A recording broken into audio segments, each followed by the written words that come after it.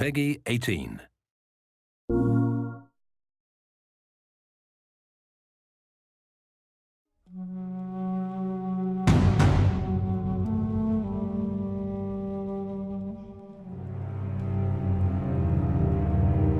Don't make a sound. Quiet.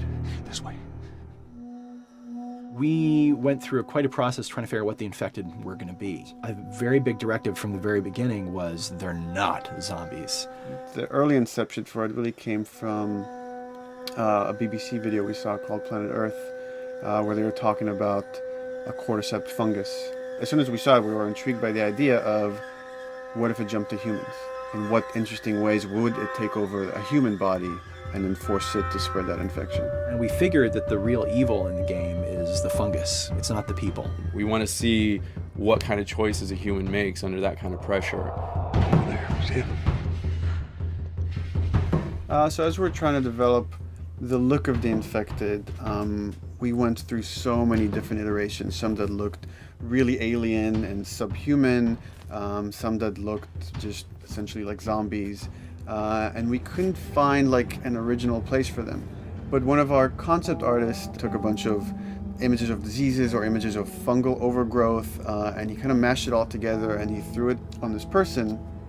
It was definitely very challenging to try to convert that 2D concept into 3D, getting kind of the feeling right from all different angles. This isn't some decaying corpse on the ground. This is a living thing that's going to be coming after you in the world.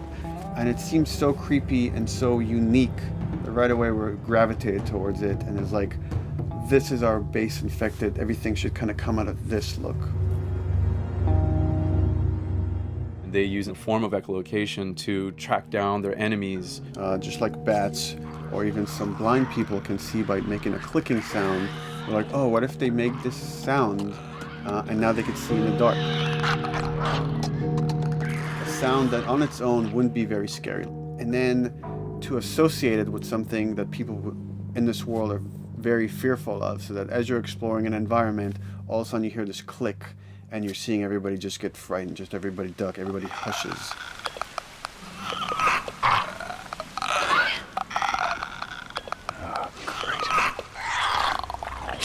When the infected feels like it's going to die, it finds like a dark corner and it becomes part of the environment. Yeah.